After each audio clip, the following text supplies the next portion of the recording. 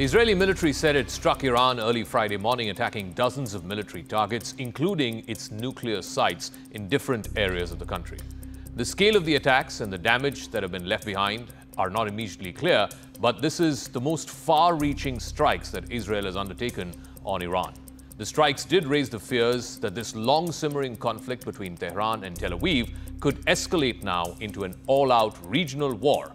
These are the two most powerful militaries in the Middle East. Here's the latest that you need to know about the situation. Explosions rocked Iran's capital, Tehran, early Friday morning. Iran's state media showed blasts all across the city. There was smoke and fire billowing out from buildings. The skies were quickly cleared of all civilian flights. Both Israeli and Iranian airspace is currently shut. A senior Iranian official said that a compound in Tehran, where senior military commanders were living, Saharak Shahid Mahalati, had been attacked. He also said that the 3 residential buildings in the nearby vicinity have also been demolished. The commander-in-chief of Iran's Revolutionary Guard, General Hossein Salami, has been killed in the Israeli strikes.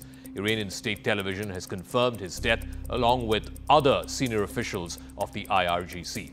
The deputy commander of Iran's armed forces, General Gholmali Rashid, and Fariuddin Abbasi, who's a nuclear scientist who was also involved in the nuclear negotiations, he too has been confirmed dead. Residents in other Iranian cities like Isfahan, Arak, and Kermanshah, which house military and industrial complexes, have also reported hearing multiple explosions over the last few hours. A senior Iranian official said that Iranian fighter jets had taken off to respond to the strike. Iran, in response, has sent over 100 drones in Israel's direction. Israeli officials say the strike was preemptive. In a statement, the Israeli military said it acted in response to the Iranian regime's ongoing aggression against Israel. It also said that there would be more strikes to come, saying that this attack is the first stage of the strikes.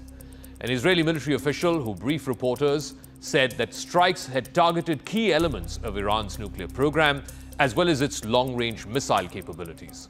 He also said that Iran has been advancing a secret program to assemble a nuclear weapon, which Israeli intelligence had procured. The assessment in Israeli intelligence circles is that Iran has enough nuclear material to assemble a nuclear bomb within a fortnight.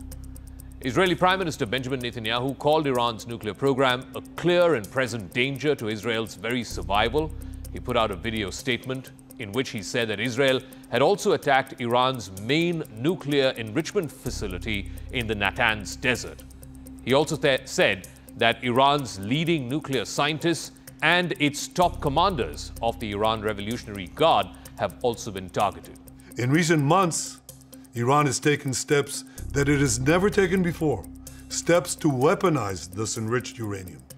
And if not stopped, Iran could produce a nuclear weapon in a very short time. It could be a year, it could be within a few months, less than a year. This is a clear and present danger to Israel's very survival. 80 years ago, the Jewish people were the victims of a Holocaust perpetrated by the Nazi regime. Today, the Jewish state refuses to be a victim of a nuclear Holocaust perpetrated by the Iranian regime. Meanwhile, the U.S. is distancing itself from Israel's strikes. U.S. Secretary of State Marco Rubio said in a statement that the United States was not involved in any way in the strikes against Iran.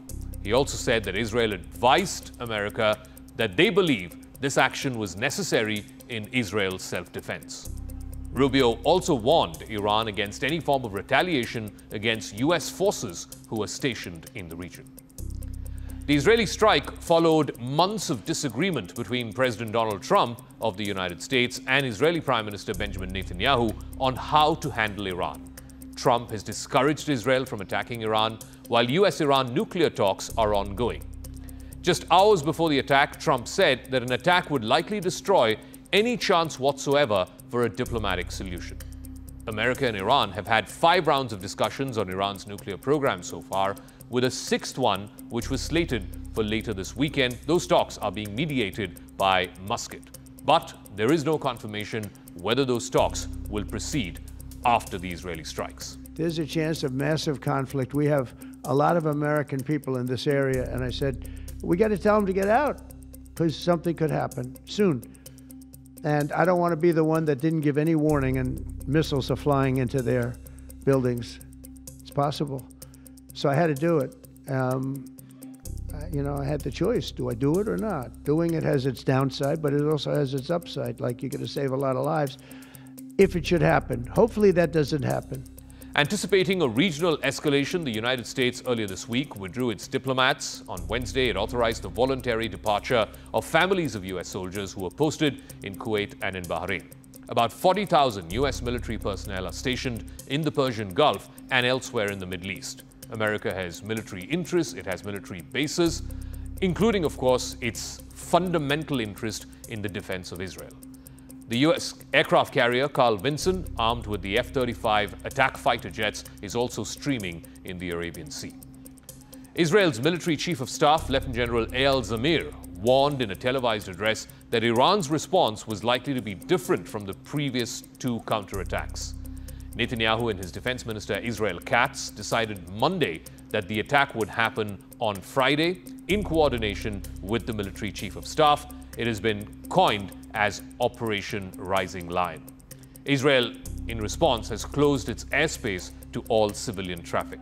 All flights arriving at or departing from the Ben Gurion International Airport in Tel Aviv have been suspended. Israel also attacked at least 6 military bases around Tehran, including Parchin, as well as residential homes at 2 highly secure complexes that were meant for military commanders. Israel has also taken out some of the senior leadership of the IRGC in what appears to be targeted assassinations. A critical question now is whether the United States will play an extensive role in defending Israel from an Iranian counterattack. The previous Biden administration had done so when both countries had exchanged blows last year. Secretary of State Marco Rubio has made no mention of any American role in the statement that he put out tonight, saying that America's top priority is protecting American forces in the region. Some prominent Trump supporters are already calling for the U.S. to stay out of this conflict. Without American assistance, Israeli defenses could be overwhelmed by a barrage of Iranian ballistic missiles. Israel appears to have now entered a new phase in its attacks against Iran, both critical personnel and its nuclear facilities. For years now, Israel targeted Iran's senior military leadership and many of its top nuclear scientists in individual assassination attempts. In fact, the country's former chief nuclear scientist was killed in a robotic assassination some years ago. But some of the strikes tonight appear to be part of an effort to kill such key personnel en masse.